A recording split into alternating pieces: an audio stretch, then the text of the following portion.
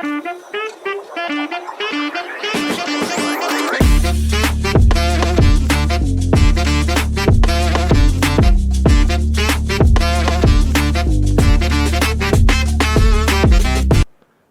عليكم شباب اولى ثانوي، عاملين ايه يا شباب؟ اخباركم ايه؟ يا رب تكونوا بخير يا رب. وحوش اولى ثانوي لسه طالعين من اعدادي، وان شاء الله يكون عندهم طموحات وامال وبامر الله تتحقق، وان شاء الله تكونوا في مكان كويس واللي انتم بتطلبوه او اللي انتم تتمنوه يتحقق بامر الله. معاكم شباب دكتور محمد عاطف، كون متواجد معاكم ان شاء الله في ماده الكيمستري. طيب الكيمستري اولى ثانوي، نقول بس في البدايه كام نصيحه، او عايزين نتكلم في الاول كام كلمه مهمين عشان نبدا ان شاء الله على خير بامر الله على طول. في البدايه يا شباب، انت ايا كان مكمل علمي او ادبي، فانت ما عليك غير ان انت تكون بتغير نظامك وطريقتك على نظام ثانويه عامه، ما تحاولش ان انت تمشي بنفس النظام التقليدي بتاع اعدادي، دي اول حاجه. تاني حاجه، تحاول تتاقلم على نظام ثانوي، وتحاول ان انت تاخد نفسك باستمرار على الحل الكتير، الحل بافكار عاليه، الحل بمستويات متقدمه عشان تقدر تتماشى مع اسئله ثانويه عامه، وتبقى قادر تغتنم اللي انت عايز تكسبه في اولى وثانيه عشان تقدر تحقق في ثالثه المجموع اللي انت بتتمناه ان شاء الله يا شباب. طيب نتكلم بقى عن الجزء اللي يخصنا ان شاء الله عشان ما نطولش في الكلام. احنا نتكلم ان شاء الله كيمستري اولى ثانوي. كيمستري اولى ثانوي يا شباب تعتبر من اهم اجزاء الكيمستري اللي انت هتحتاجها على مدار ثانويه عامه، ايا كان في ثانيه او كمان في ثالثه. ولذلك انا بقول لك لازم تكون على الاقل في اولى ان شاء الله انت مخلص الاجزاء اللي عليك جزء بجزء، بارت باي بارت، ومخلص نفسك، ما يبقاش في حاجات متراكمه، وفي نفس الوقت تكون فاهم الاجزاء اللي انت خدتها وقادر تحل عليها حتى لو اكزامبلز بسيطه. تمام؟ عشان تقدر تستفاد من حاجه زي كده ان شاء الله في ثانيه وكمان في ثالثه. طيب كيمستري اولى ثانوي يا شباب كام يونت؟ الترم الاول والترم الثاني يعني سنه اولى كلها عباره عن 5 يونتس. يبقى انا كده عندي يا مستر محمد من الترم الاول لاخر الترم الثاني او مدار اولى ثانوي كلها انا عندي 5 يونتس كيمستري يا شباب. تمام؟ 5 يونتس كيمستري من ضمنهم 3 يونتس دول الترم الاول او الفيرست ترم. طيب يبقى انا كده فهمت ان انا عندي 3 يونتس الترم الاول. تمام، كلام جميل. بصوا يا شباب، اول يونت اللي هنتكلم عنها اللي اسمها كيمستري از ذا سنترال ساينس. بص، الكيمستري دي او اليونت دي الكلام اللي هنناقشها فيه او الشرح اللي هنتناقش فيه في يونت 1 هو اغلبه كلام نظري، عامل بالظبط زي اول 5 صفحات في اي روايه او كتاب بتشتريه. اي روايه او كتاب انت رايح تشتريه بيكون اول 5 صفحات فيهم تعريف بالكتاب اللي انت بتشتريه، تعريف بالكاتب، في كلها حاجات انترودكشنز شويه يا شباب. نفس الكلام برضو يونت 1 هي عباره عن كلام نظري تمهيدي ليعني ايه كيمستري، ويعني ايه الدراسات اللي انا هدرسها في ماده الكيمستري على مدار دراستي للكيمستري كلها ان شاء الله. فلذلك يا شباب يونت 1 انا مش عايزك تتخم فيها او مش عايزك تفتكر ان الكيمستري كلها كلام نظري، لا، هي يونت 1 كلام فيها نظري كتير شويه، لكن ما فيهاش تطبيق، ما فيهاش ايكويشنز، ما فيهاش كيميكال فورمولاز، ما فيهاش كلام الكيمستري اللي انت شفته في اعدادي او اللي انت متوقعه. الكلام اللي انت متوقعه او الكيميكال ايكويشنز وشغل الكيمستري اللي بجد ان شاء الله ده موجود معاك من اول يونت 2 ويونت 3 ان شاء الله. تمام؟ فدي نقطه مهمه جدا، ولذلك يونت 1 احنا برضو معاك فيها، لان احنا شعارنا حاجه واحده، ان انت تفهم كل كلمه بنقولها وبالتالي تقدر تحفظها وتذاكرها بسهوله، فتقدر تطبق عليها كويس جدا وما يكونش عندك اي مشكله فيها ان شاء الله. تمام يا شباب؟ نسمي الله كده ونصلي على النبي الاول. يونت 1 بنقول اسمها Chemistry is the central science. Chemistry is the central science بالظبط. الكيمستري هي مركز العلوم، ودي بتتكون في اليونت دي من 2 chapters. chapter 1 chapter 2. طيب chapter 1 اللي هنتكلم عنه النهارده يا شباب اسمه Chemistry and Measurement. طيب chapter 1 اللي هنتكلم عنه يا دكتور محمد اسمه Chemistry and Measurement. هتكلم في شابتر 1 يا شباب عن جزئين. اول جزء هتكلم بدايه تعريفيه على الكيمستري، والجزء الثاني هتكلم عن علاقه الكيمستري بالميجرمنت او علاقه الكيمستري بالقياس. تمام؟ حلو قوي. طيب يلا كده يا شباب نسمي الله ونبدا اول جزء مهم جدا جدا عندي. في البدايه كده يا مستر محمد، لو انا لما اجي اتكلم عن جزء الكيمستري، الكيمستري انا سمعت عنها امتى؟ والله سمعت عنها لما انا كنت باخد في اعدادي حاجه اسمها ساينس. حلوه قوي. ومره واحده في ثانوي لقيت الساينس ده اتقسم 3 اجزاء. ايه هما الاجزاء الثلاثه اللي اتقسم ليهم الساينس؟ لقيته اتقسم الى كيمستري وفيزيكس تمام، وبيولوجي. حلو قوي. انا هدرس في الجزء الخاص بيا ماده الكيمستري. يبقى الكيمستري دي عباره عن جزء من الساينس اللي انا كنت باخده السنين اللي فاتوا. طيب هو يعني ايه اصلا بقى يا دكتور محمد كلمه ساينس؟ ايه المقصود بساينس؟ ماشي، ساينس يعني علوم، مفرد علوم علم. يعني ايه برضو علم؟ امتى انا اطلق على مجموعه من المعلومات عندي انها علم؟ ركز معايا بقى في الحته اللي جايه دي، حته مهمه جدا. طيب لما اجي اركز كده يا شباب، هلاقي ساينس او علم، اي علم درسته في حياتي، اي ساينس درسته في حياتي، حتى لو كتاب الساينس اللي انا كنت بذاكره ايام اعدادي، او علم زي علم الماث، انا كان ينفع ادرس ليسون 3 قبل ليسون 1 وليسون 2؟ لا طبعا، انا كنت بدرس ليسون 1 ليسون 2 ليسون 3 عشان خاطر الليسونز كلها مترتبه على بعض. يعني ايه؟ يعني الكلام اللي انا هدرسه في ليسون 3 ده مبني على الشرح اللي فهمته في ليسون 2 وليسون 1. يبقى بالتالي اي ساينس عباره عن حاجه شبيهه بالبيت، بس البيت ده مترتب ومتركب عند تركيب مرتب يحتوي على مجموعه من المعلومات. لذلك اول كام كلمه هنقولهم في الساينس ان الساينس هو عباره عن ايه؟ an organized structure. طيب يعني بناء مرتب. تمام، يبقى الساينس an organized structure of ايه؟ of knowledge. حلو قوي، بناء مرتب من المعرفه. تمام، يبقى انا كده اول جزء في الساينس an organized structure of knowledge. حلو قوي. كنت بذاكر ايه في علم الساينس يا مستر محمد؟ او كنت بذاكر ايه في علم زي علم الماث؟ اي ساينس، اي علم من العلوم اللي كنت بذاكرها كنت بدرس فيه ايه؟ كنت بدرس فيه اول حاجه يا شباب فاكتس. اي علم موجود فيه ايه؟ موجود فيه الفاكتس. القلم ده لما اسيبه كده، القلم ده حصل له ايه؟ وقع نتيجه ان في حاجه اسمها جرافيتيشنال فورس هي اللي عملت اتراكشن للقلم. طب دي حاجه حقيقيه؟ حاجه حقيقيه درستها في علم الساينس. يبقى كده اي علم موجود فيه فاكتس. ايه تاني موجود فيه؟ كونسبتس. انا درست الكونسبتس عندي في الساينس السنه اللي فاتت، الكونسبتس والديفينيشن وهكذا. ودرست في اي ساينس البرنسبلز. وبرنسبلز زي البرنسبلز اللي انت خدتها في الساينس او في الماث مثلا بايثاغورس ثيورم والحاجات دي كلها. تمام، والبرنسبلز اللي انت خدتها في مندل في الساينس السنه اللي فاتت. يبقى كده اي ساينس فيه برنسبلز. تمام، لما افكرك واقول لك هو السبيد ايكوال ايه؟ تروح انت السبيد كنت باخدها السنه اللي فاتت ايكوال ديستانس اوفر تايم. يبقى اي ساينس فيه لوز، فيه قوانين. حلوه قوي. واي ساينس فيه scientific theories. ايه المقصود بساينتفك ثيوريز يا شباب؟ اي علم موجود عندنا بندرس فيه scientific theories، نظريات علميه. اديك مثال بسيط، خدت في الساينس السنه اللي فاتت حاجه اسمها البيج بانج ثيوري، نظريه الانفجار العظيم. دي درستها فين؟ درستها في علم الساينس يا دكتور محمد. يبقى كده اي ساينس موجود فيه scientific theories يا شباب. تمام كده لغايه دلوقتي؟ حلو قوي. واي ساينس فيه an organized method in research and investigation. بمعنى ايه الجملتين او الجمله دي يا دكتور محمد؟ افهمك يعني ايه. دلوقتي لو انا في طالب جاي يقول لي والله انا محتاج اعمل بحث في ماده الكيمستري، هل ينفع اخده وادخل بيه معمل الفيزيكس؟ لا. طب هل انا وهو نبحث عن حاجات تخص الليفنج اورجانيزم؟ برضو لا، دي حاجات تخص البيولوجي. انا كده عايز ادرس او عايز اعمل بحث في الكيمستري، يبقى الكيمستري هي اللي تعرفني ازاي اعمل فيها بحث. فبالتالي اي ساينس عندي بيقدر يديني الاورجنايزد ميثود، الطرق المرتبه. طرق مرتبه لايه؟ للبحث والاستكشاف. in research and investigation. يبقى بسرعه عشان نلخص definition الساينس، عباره عن an organized structure of knowledge. تمام، that includes في ايه؟ that includes اول حاجه facts، تاني حاجه concepts، تالت حاجه principles، رابع حاجه laws، خامس حاجه scientific theories، اخر حاجه and an organized methods in research and investigation.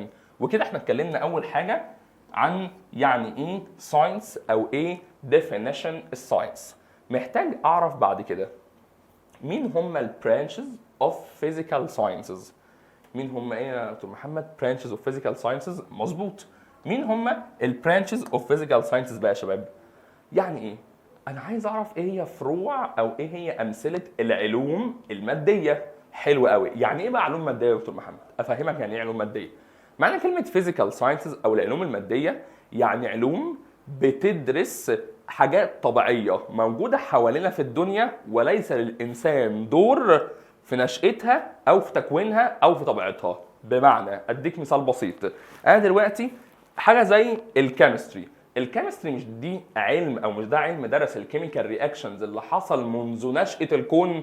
مظبوط. حتى انت خدت ان الكون في الاول كان هيدروجين وهيليوم وحصل بينهم رياكشنز وهكذا.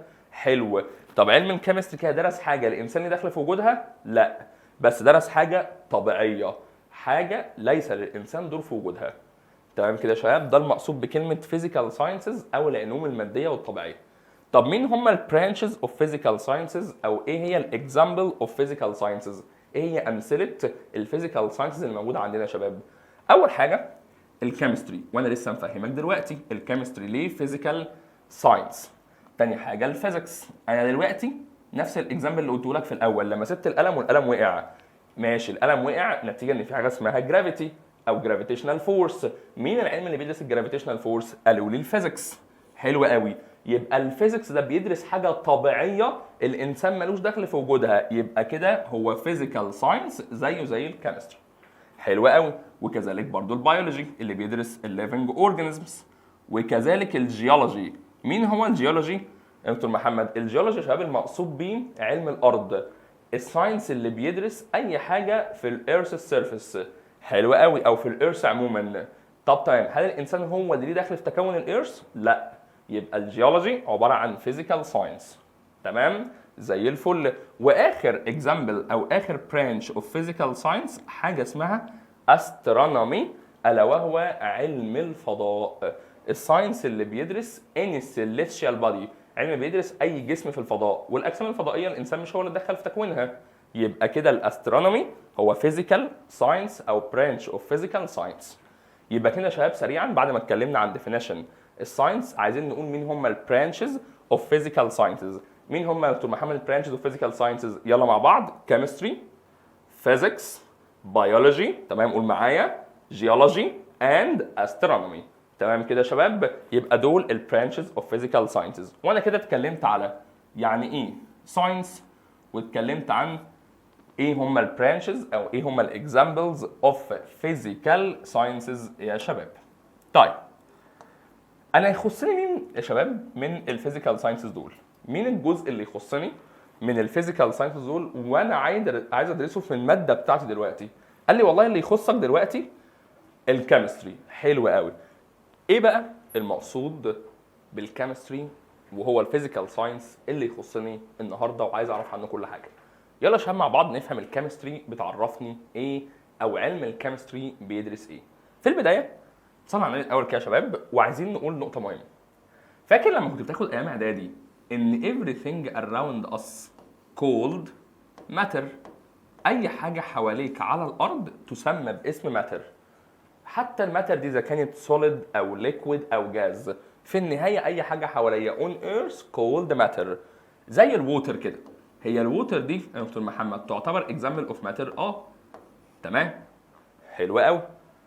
الماتر بتتكون من حاجات اصغر. لو خدنا يا شباب دروب اوف ووتر، لو خدنا نقطه ميه صغيره وحاولنا ان احنا نستكشفها تحت ميكروسكوب قوي جدا، حاجه كده خياليه، هنلاقيه بيطلع لنا نقطه الميه الواحده او الدروب اوف ووتر الواحده دي بيتكون من مليارات الاجزاء الصغيره قوي السمول بارتكلز. والاجزاء الصغيره دي اسمها يا دكتور محمد موليكيولز. حلو قوي قوي قوي. حتى الموليكيول اوف ووتر اسمه او الكيميكال فورمولا بتاعته H2O. كلام جميل. اديك حاجه ثانيه كده، انت فهمت ان الموليكيول اوف ووتر اللي اسمه H2O بيتكون من ايه؟ قال لي فهمت ان هو بيتكون من 2 هيدروجين اتومز with 1 oxygen atom. كان شكله عامل كده، انت خدته في اعدادي ان الاكسجين اتوم دي متصله ب 2 هيدروجين اتومز بالشكل ده. حلو قوي. يبقى انت فهمت ان الموليكيول بيتكون من حاجه اصغر اسمها اتومز. حلو قوي قوي لغايه دلوقتي. سؤال بسيط بقى، مين العلم اللي عرفك ان الماتر بتتكون من موليكيول والكومبوزيشن بتاع الماتر هو الموليكيول، يعني تركيب الماتر هي الموليكيول. قال لي اكيد علم الكيمستري. يبقى سريعا اول جزء عايز اعرفه في علم الكيمستري ايه؟ ان الكيمستري هي ساينس that studies، العلم الذي يدرس the composition، التركيب. وايه تاني؟ اقول لك ايه تاني. بصوا يا شباب، حاجه زي السلك او الواير بتاع المايك اللي انا لابسه دلوقتي ده يا شباب، مش ده ماشي فيه الكتريستي، ماشي فيه كهرباء؟ لذلك لو انا سالتك دلوقتي تلقائيا هو مصنوع منين السلك ده؟ انت بالظبط زي ما قلت مصنوع من الكابر. طيب هو مصنوع من الكابر ليه يا دكتور محمد؟ عشان الكابر انت خدت وانت صغير ان الكابر ده ميتال. حلو قوي، انا خدت ان الكابر ميتال، والميتالز كانوا جود كوندكتور اوف الكتريستي. حلو قوي.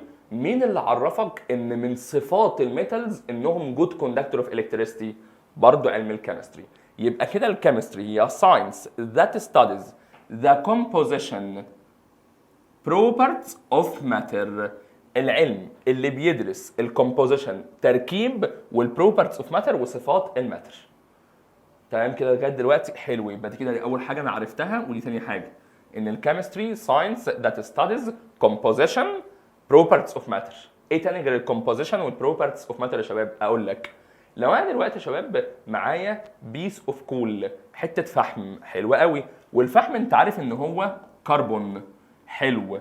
لو انا ولعت في الفحم دلوقتي وقعدت هويت عليه بايدي، مش هيولع ويطلع كربون دايوكسيد او يطلع ابخره او يطلع دخان؟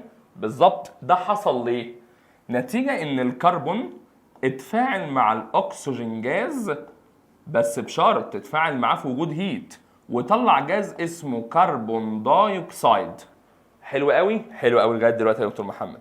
مين اللي عرفك التغير اللي حصل للفحم؟ ما هو اكيد الفحم اللي هو الكربون او الكول مش هيفضل على حاله لما اولع فيه، هيحصل له تشينج، هيتغير. اللي عرفني التغير اللي حصل ده هو علم الكيمستري. يبقى كده الكيمستري science that studies composition properties of matter changes occur to it، والتغيرات الحادثه للماتر دي. طيب التغيرات دي حدثت ليه؟ قال لي نمبر 4 and the reaction والتفاعلات between different substances with their suitable condition. ويبقى الكيمستري كده عرفتك اول حاجه the composition properties of matter changes occur to it، واخر واحده and reactions between والتفاعلات بين المواد المختلفه reaction between different substances. ومش كده وبس، لازم الكيمستري تقول لك الشرط اللي حصل في الرياكشن بتاعك يبقى with their suitable condition. ويبقى كده يا شباب انا خلصت ديفينيشن الكيمستري، ان انا قسمته لاربع اجزاء اللي انا هدرسهم في الكيمستري، الا وهي ان الكيمستري ساينس ذات ستاديز ايه بقى؟ اولا ده composition، ثانيا properties of matter، ثالثا changes occur to it. حلو. رابعا اخر حاجه chemical reaction and reactions between different substances with their suitable condition. ويبقى انا كده اتكلمت على definition الكيمستري، وقلت هي الكيمستري دي يا شباب عندي عباره عن ايه. يبقى انا كده يا شباب اتكلمت عن يعني ايه ساينس، اتكلمت عن الفيزيكال ساينسز برانشز او اكزامبل الفيزيكال ساينسز، واتكلمت عن definition الكيمستري ويعني ايه كيمستري يا شباب. طب يا دكتور محمد، هي الكيمستري دي بقى علم فعلا قوي قوي للدرجه وعلم ليه قوته للدرجه اللي احنا بنتكلم فيها دي؟ طبعا. ايه اللي يثبت لي؟ معلش، اللي يثبت لك انها علم قوي وجودها في الحضارات القديمه من زمان، وتواجدها بشكل قوي والناس كانوا بيدرسوها كويس. طيب اديني اكزامبل. زي ايه؟ اقول لك زي ايه. الفراعنه شباب لما كانوا بيحبوا ان هم يحفظوا جثث الملوك كانوا بيعملوا ايه؟ بالظبط زي ما انت قلت، بعد ما يموتوا كانوا بيعملوا لهم عمليه اسمها عمليه التحنيط. دي كانت بتتم عن طريق ان هم بيحطوا بعض الكيميكال كومباوندز اللي احنا لا نعرف عنها شيء لغايه دلوقتي، وده من ضمن الادله ان الكيمستري ماده قويه من زمان او علم قوي من زمان او من العصور القديمه. حلو قوي. ان الفراعنه كانوا يستخدموا الكيمستري في اول حاجه خالص الا وهي الماميفيكيشن. يبقى كده يا شباب اول importance from importances of chemistry in ancient time، اول اهميه من اهميات الكيمستري في العصور القديمه mummification او التحنيط. تمام كده يا شباب؟ ده كده importance نمبر 1. تاني حاجه الفراعنه، لو احنا هناخد الفراعنه والعصور القديمه كمثال، كان عندهم قدره وعندهم مهارات عاليه ان هم يستخرجوا الميتالز من الارض. يبقى من ضمن الامبورتنسز اوف كيمستري ميتال اند مايننج. مايننج مقصود بيها التعدين. التعدين يعني ايه؟ يعني استخراج الميتالز من باطن الارض وتصفيتها، او مش تصفيتها بمعنى كلمه تصفيتها، لا، ان احنا نخليها بيور بمعنى اصح. تمام؟ يبقى كده تاني امبورتنس عندك للكيمستري metals and mining. يبقى كده تاني importance of chemistry in ancient time metals and mining يا شباب. دي كده الامبورتنس نمبر 2. حلو قوي. خش على الامبورتنس نمبر 3. لو خدت بالك انت اللوجو المشهور للصيدليات اللي موجود في مصر عباره عن ايه؟ اللوجو بتاع الصيدليات اللي احنا بنشوفه على اي يافطه صيدليه عباره عن تعبان لافف حوالين كاس وبيبخ السم بتاعه في كاس. تمام؟ ليه؟ لان من زمان الانسان حاول ان هو يستخلص سم التعبان ده ويحاول يستخدمه كايه؟ كميديسن، كدواء يعني. يبقى نمبر 3 في الامبورتنس اوف كيمستري ميديسن and medicaments. medicine المقصود بيها الادويه او العقارات، اللي هي عقاقير قصدي، اللي هي الادويه يا شباب، جمع عقار. and medicaments اللي هي الادوات الطبيه. حلوه قوي. رابع حاجه بقى كان الفراعنه او الانسان في العصور القديمه كان متفوق فيها في الكيمستري some industries، بعض الصناعات. زي ايه؟ زي اول صناعه الا وهي التيننج. التيننج المقصود بيها ايه؟ التيننج المقصود بيها دباغه الجلود. يعني ايه دباغه جلود؟ دباغه جلود ان احنا دلوقتي عندنا الجلود الطبيعيه. الجلود الطبيعيه احنا بنقدر نستخلصها من الحيوانات ونحاول ان احنا نحط عليها بعض المواد الكيميائيه او بعض الكيميكالز بحيث ان احنا نحولها من جلود غير مستخدمه لجلود مستخدمه وبتتباع باسعار غاليه. يبقى كده احنا استخدمنا الكيمستري في صناعه مشهوره زي التيننج. تاني حاجه الفراعنه والانسان من زمان بيستخدم الكيمستري في الداينج كلوزز، في صباغه الملابس. تالت حاجه الفراعنه استخدموا الكيمستري في الجلاس اندستري او في صناعه الزجاج. ازاي؟ اقول لك ازاي. الازاز عندك اتصنع من ايه؟ اتصنع عن طريق ان هم جابوا الساند او الوايت ساند اللي هي الرمله البيضاء وحاولوا ان هم يعملوا عمليه ميلتنج، يسيحوها وسابوها لحد ما حصل لها عمليه فريزنج، اتجمدت، ففي الاخر كونت جلاس. تمام؟ طبعا بالاضافه لبعض المواد الكيميائيه وهكذا. واخر حاجه الكالر اندستري او صناعه الالوان، ودي موجوده فين؟ دي بنشوفها يا شباب في جدران المعابد. ازاي؟ اقول لك ازاي. بتلاقي جدران المعابد عليها رسومات، والرسومات دي متلونه بالوان بقالها 7000 و6000 سنه وما زالت بنفس الزهو او بنفس رونقها لغايه دلوقتي. يعني محافظه على شكلها الكويس ومحافظه على زهوتها لغايه دلوقتي. نتيجه ان الفراعنه استخدموا كيميكالز قويه وكيميكالز قويه مهمه جدا في صناعه الالوان. يبقى كده بقى بسرعه لما اجي اتكلم عن importance of chemistry in ancient time، لما اجي اتكلم عن اهميه الكيمستري في الانشنت تايم، هقول ايه يا دكتور محمد؟ هقول اول اهميه عندي او اول importance mummification، دي نمبر 1 وهي المقصود بها التحنيط. نمبر 2 metal and mining، يعني استخلاص الميتال من باطن الارض. نمبر 3 medicine and medicaments. نمبر 4 some industries، بعض الصناعات. طيب ايه هي الصناعات اللي كانوا الفراعنه متفوقين فيها؟ يلا بسرعه هم 4. تيننج، داينج كلوزز. تاني كده تيننج، داينج كلوزز. اخر 2 زي بعض كلر اندستري، جلاس اندستري. تمام يا شباب؟ يبقى سريعا لما احب الخص اهميه الكيمستري في العصور القديمه هم 4 importances، 4 اهميات. mummification، تاني واحده metal and mining، تالت واحده medicine and medicaments، رابع واحده some industries، بعض الصناعات. والصناعات اللي عندك دول هم 4. الاربع صناعات سريعا: اول واحده تيننج، الثانيه داينج كلوزز، اخر 2 زي بعض زي ما قلت كلر اندستري وجلاس اندستري يا شباب. تمام كده لغايه دلوقتي كده احنا اتكلمنا عن اهميه الكيمستري. طيب انت كلمتني كده يا دكتور محمد عن اهميه الكيمستري في العصور القديمه. انا عايز اعرف بقى دلوقتي يا باشا، لو انا عايز ادرس الكيمستري ممكن الاقي فيها ايه؟ او ايه المجالات اللي انا اقدر الاقيها في الكيمستري واقدر ادرسها في اي كتب كيمستري؟ تعال بقى اقول لك ايه هي الفيلدز او ايه هي المجالات اللي علم الكيمستري بيدرسها، ودي هتلاقيها في في اي جزء يخص الكيمستري. يعني معنى اصح الكيمستري كعلم بتدور حوالين الاربع مجالات دول، وان هي تقدر توظف العلم ده نفسه في الاربع مجالات دول. تيجي نفهم سوا. تعالى افهمك الكلام الكبير قوي اللي انا بقوله ده معناه ايه. تعال لما انا اكلمك على اول فيلد اوف كيمستري او اول مجال من مجالات الكيمستري يا شباب، فهكلمك على اول حاجه الكيمستري بتدرسها اللي هي ايه. فاكر لما قلت لك من 10 دقايق بالظبط ان الماتر consist of molecule والموليكول consist of atom بالظبط؟ يبقى كده الماتر، جيبها لك من الاول، يبقى كده الماتر كنت بقول لك ان هي consists of molecule. حلوة قوي. والموليكول consists of حاجة اسمها اتوم. تفتكر بقى الاتوم كان شكلها عامل ازاي؟ افكرك عينيا الاتنين.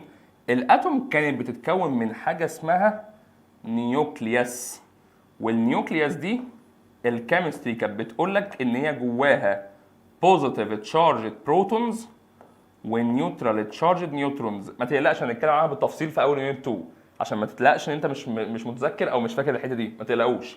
طيب وكانت بتقول لك ان حوالين النيوكليوس في حاجه اسمها الكترونز بتدور في انرجي ليفلز. طب كان عددهم كام الانرجي ليفلز دول؟ كان عددهم حوالي 7 انرجي ليفل يا شباب، اللي هو من اول كي ال ام ان لغايه الكيو في الاخر يا شباب. طيب مين اللي عرفك كل الكلام ده؟ الكيمستري. يبقى اول مجال او اول حاجه الكيمستري مهتمه بدراستها انها بتعمل studying. studying ايه بقى يا دكتور محمد؟ ركز معايا. احنا درسنا تركيب مين؟ تركيب الاتوم. ودرسنا تركيب مين؟ تركيب الموليكول. يبقى studying the atomic and molecular structure of matter. دراسة تركيب الاتوم والموليكول للماتر. يبقى أول field of studying chemistry أو المجال الكيمستري بتدرسه studying the atomic and the molecular structure of the matter. يبقى ده كده يا شباب أول field of studying chemistry. طيب خش على الفيلد نمبر 2، تاني مجال الكيمستري بتدرسه. فاكر لما قلت لك من شوية اكزامبل زي الكربون اللي كان solid، ودي حته هنعرفها برضو من اول يونت 2، بلس اكسجين وده جاز. الرياكشن ده كان بيتم في وجود هيت عشان نطلع كربون دايوكسيد، وده برضو كان جاز. طيب كلام جميل قوي يا شباب لغايه دلوقتي.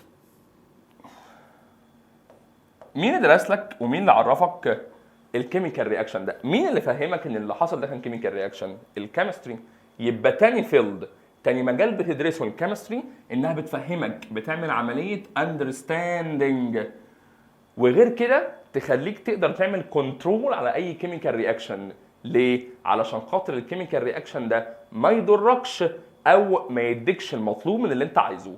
يبقى اذا تاني حاجه الكيمستري بتدرسها انها بتعمل اندرستاندينج، تفهمك and controlling، تتحكم في ايه بقى يا دكتور محمد؟ تتحكم في الكيميكال رياكشنز and their ايه؟ قال لي and their conditions. يبقى سريعا بقى يا شباب، نمبر 2 في الفيلدز اوف ستادينج كيمستري، المجال الثاني للكيمستري بتدرسه، بتعمل understanding and controlling chemical reactions and their condition. حاجه صعبه كده يا شباب؟ زي الفل. يبقى ده كده الفيلد نمبر 2 اوف ستادينج كيمستري. يبقى كده هنقسمها، اول فيلد نبدا بيه ستادينج، تاني فيلد نبدا بيه understanding and controlling، تالت فيلد obtaining. obtaining يعني تحضير. هو الكيمستري اصلا يعني بتعمل كيميكال رياكشنز. بتعمل كيميكال رياكشنز ليه؟ اقول لك عشان بمنتهى السهوله يا شباب اقدر انتج مواد الانسان يقدر يستخدمها زي الادويه وغيرها من المواد او من البرودكت. يبقى ثالث فيلد او ثالث مجال الكيمستري بتحب تدرسه انها تعمل عمليه obtaining. obtaining يعني تحضير. تحضير ايه يا دكتور محمد؟ تحضير new beneficial products، مواد جديده ذات فائده. يبقى نمبر 3 يا شباب obtaining new beneficial products، تحضير مواد جديده ليها فائده يا شباب. يبقى كده نمبر 3 في الفيلد obtaining، يبقى خليك حافظ الكلمات اللي هبدا بيها كل فيلد. نمبر 1 studying، نمبر 2 understanding and controlling، نمبر 3 obtaining. خش بقى على نمبر 4 اللي اسمه treating.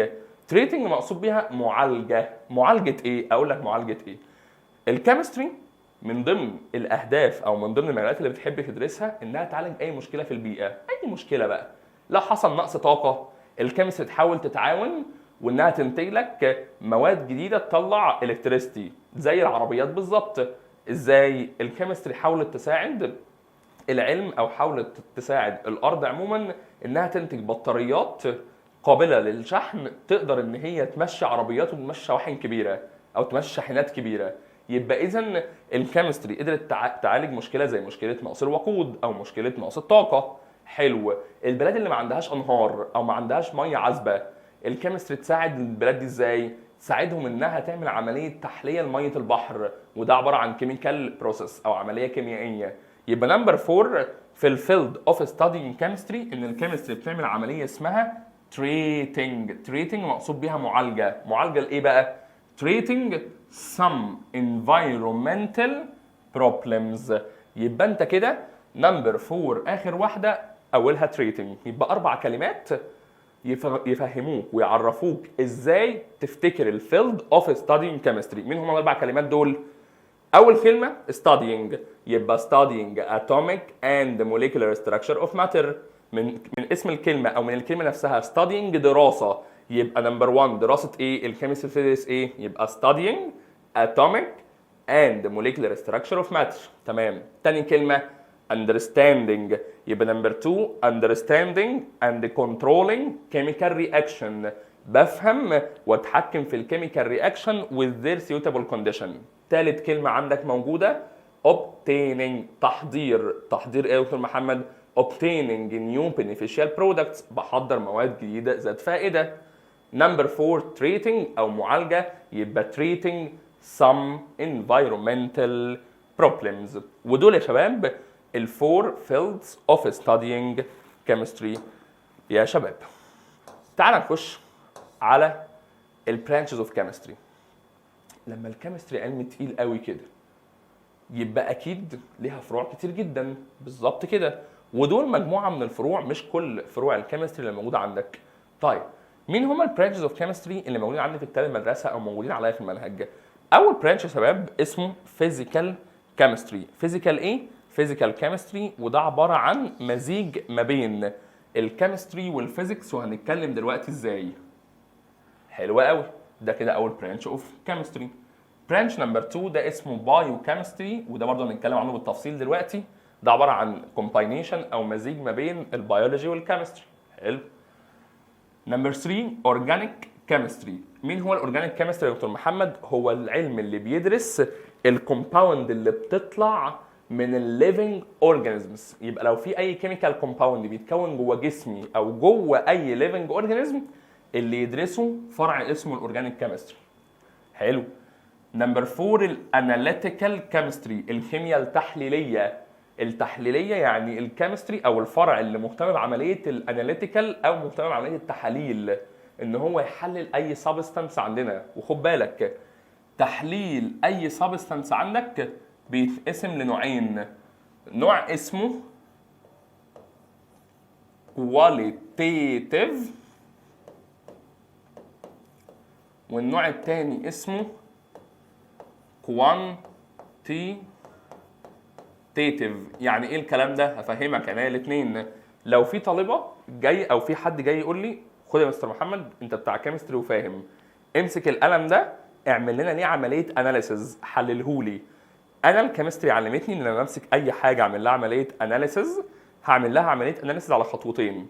اول حاجه هعمل حاجه اسمها كواليتيتيف اناليسز عشان اعرف ايه هي الكومبوننتس او ايه هي المكونات اللي بتكون القلم.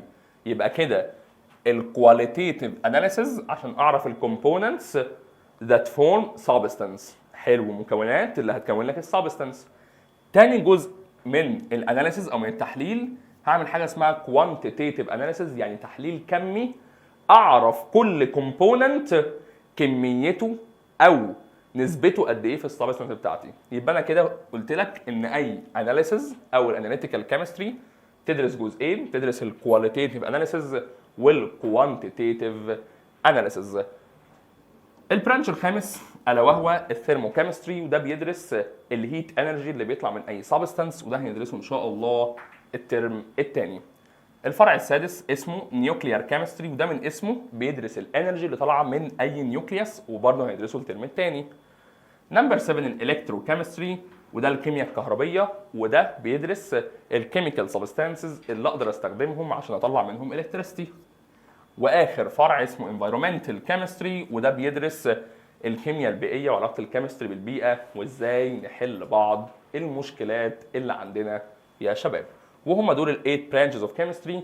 يلا نتكلم بقى، ناخد دلوقتي اكزامبلز زي البايو كيمستري، وناخد اكزامبل مثلا زي الفيزيكال كيمستري، ونفهم كل علم فيهم او كل فرع فيهم جه ازاي وبيدرس ايه وهيفيدني انا في ايه. طب يا شباب، دلوقتي بقى عايز اتكلم عن الريليشن بين العلاقه ما بين الكيمستري وما بين مجموعه من الاذر ساينسز. زي ايه كده؟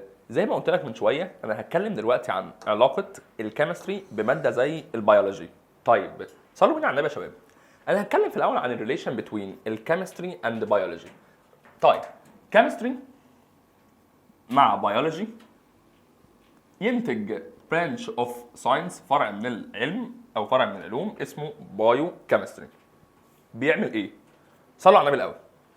هات لي البيولوجي لوحدها. البيولوجي لوحدها يا شباب احنا لو قسمناها تتقسم لجزئين. جزء اسمه بايو، وده باللغه اللاتينيه معناه living organism، واولوجي مقصود بيها ساينس. يبقى البيولوجي هي ساينس studying living organisms، العلم اللي بيدرس اي كائن حي على وجه الارض. ده كده البيولوجي.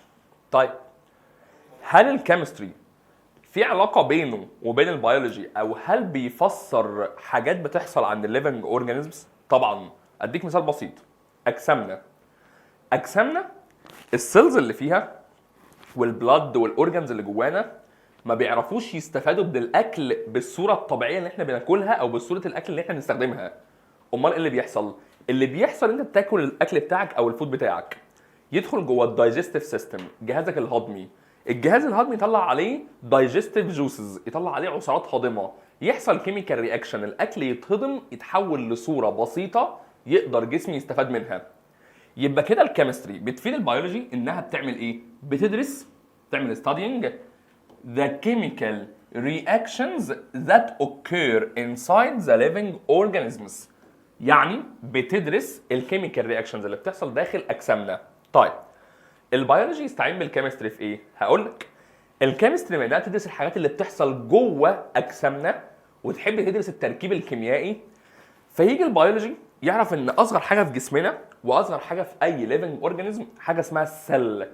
طب السيل دي يا دكتور محمد ده، لو انا عايز اعرف الكيميكال كومبوزيشن اوف ذا سيل، عايز اعرف التركيب الكيميائي للسيل ومكونات السيل، مين اللي يعرف التركيب الكيميائي؟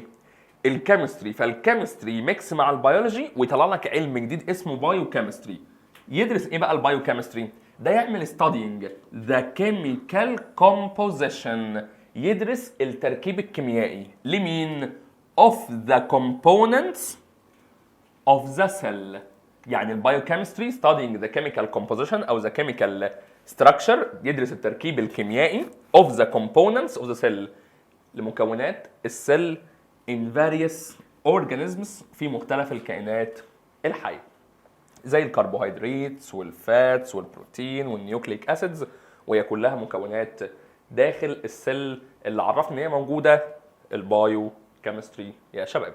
يبقى انا اتكلمت عن اول ريليشن، وهي ريليشن بين كيمستري اند بيولوجي. خش على الريليشن الثانيه، وهي ريليشن بين كيمستري اند فيزيكس. صلي بينا على النبي الاول كده يا شباب في البدايه. كيمستري اند فيزيكس، نعرف برضو الفيزيكس بتدرس ايه والكيمستري بتدرس ايه، ونشوف لما يعملوا كومباينيشن مع بعض يطلعوا علم يدرس ايه. خد بالك بقى، الفرق يا شباب الجوهري او الفرق الواضح بين الفيزيكس والكيمستري ايه هو؟ اقول لك. القلم ده بتوع الكيمستري او علماء الكيمستري، لما احنا نيجي نبص للقلم ده نبص له ازاي؟ نبص له هو القلم ده تركيبه الداخلي عامل ازاي. طيب الموليكيولز بتاعته ايه هي الكيميكال فورمولا بتاعتها؟ طب الاتومز اللي جواه اتومز من اليمنتس اسمهم ايه؟ دي نظره الكيمستري. نظره الفيزيكس وعلماء الفيزيكس للقلم ده ما يبصلوش كده، يبصوا للقلم ده، هو القلم ده اقدر احسب له لينث، اقدر احسب له ويدث، طب اقدر احسب له هايت، طب القلم ده الماس بتاعته قد ايه؟ طب الويت بتاع القلم ده قد ايه؟ طيب لو حذفت القلم ده الموفمنت بتاعته هتبقى عباره عن ايه؟ السبيد بتاعته هتساوي ايه؟ يبقى كده الفيزيكس تدرس صفات خارجيه، كيمستري تدرس صفات داخليه. يبقى الفيزيكس يا شباب اول حاجه تحب تعمل ستادينج للبروبرتيز اوف ماتر. زي ايه؟ زي قيمه الانرجي، زي قيمه الماس، وقيمه الفيلوسيتي، والموفمنت بتاع الاوبجكت اللي موجود عندك. ده كده اول حاجه تدرسها الكيمستري او تدرسها الفيزيكس. طيب تاني حاجه الفيزيكس تدرسها ايه هي؟ الفيزيكس بقى يا شباب مهتمه بحته مهمه جدا، انها تقدر تبتكر مواد فائقه وعندها دقه عاليه جدا في الميجرمنت. يبقى لو جالك اي سؤال في اي امتحان وقال لك مين اللي هو الساينس اللي مسؤول عن انتاج any measuring tool for any measurement process، هيبقى هو علم الفيزيكس. ليه؟ لان الفيزيكس مهتم بالinventing new more accurate methods for measurement. الفيزيكس مهتم بانتاج مواد او بانتاج ادوات دقيقه جدا في القياس. تمام؟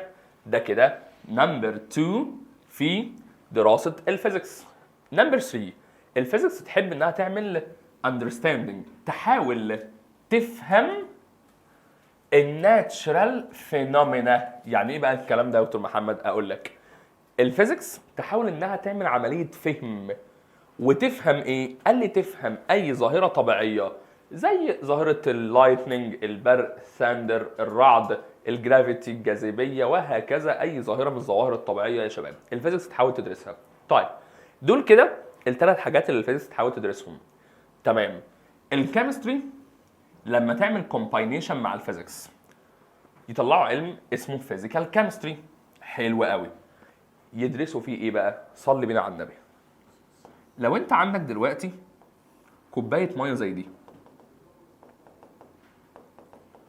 كوبايه الميه دي عباره عن ماتر، او الووتر اللي جوه دي عباره عن ماتر. حلو.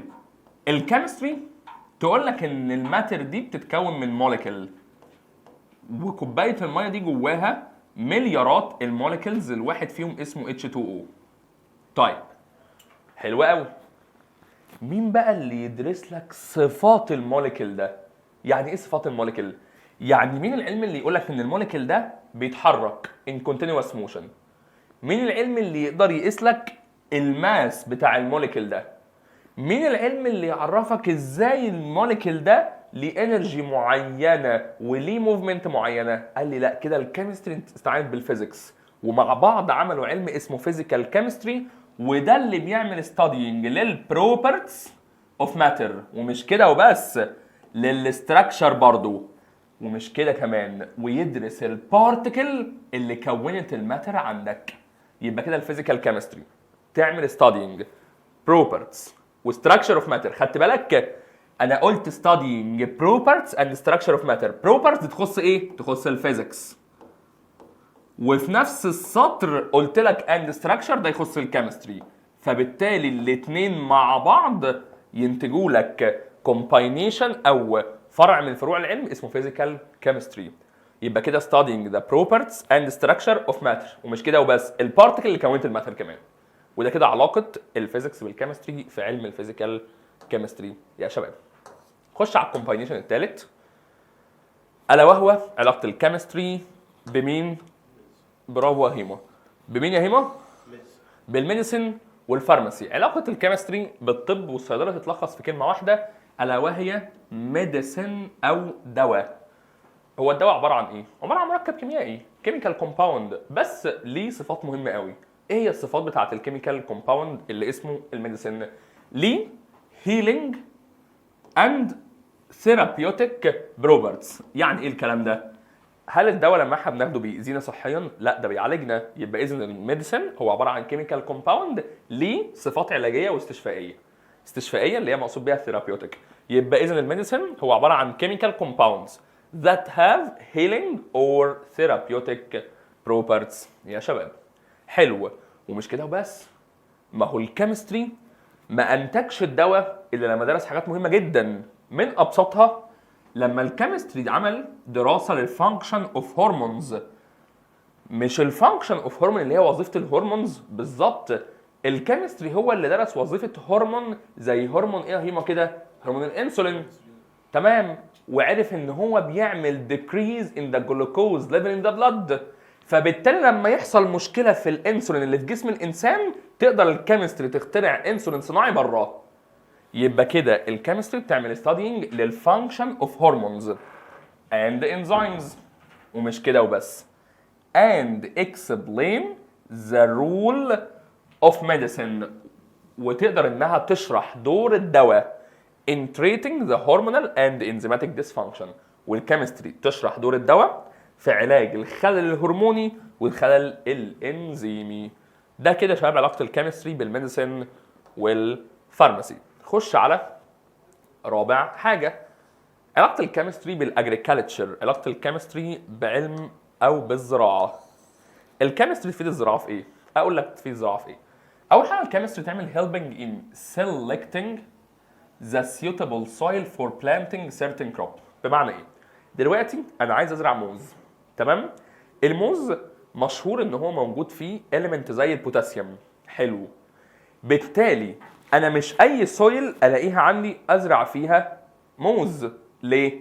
انا عايز يبقى في عندي انتاجيه عاليه من الموز. يبقى اروح لقطعه ارض واخد منها جزء بسيط جدا احلله، واما احلل قطعه الارض او محلل الجزء اللي خدته من السويل ده، اشوف لو لقيت قطعه الارض دي غنيه بالبوتاسيوم وغنيه بالمينرال سولتس ازرع وقتها فيها موز. ليه؟ لان الكيمستري ساعدتني ان انا اعمل selecting the suitable soil، اختار التربه المناسبه. ليه؟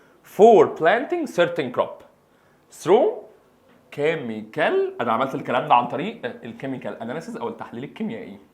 تمام كده يا شباب؟ يبقى سريعا الكيمستري هيلب، الكيمستري ساعدت الاجريكالتشر ان ايه؟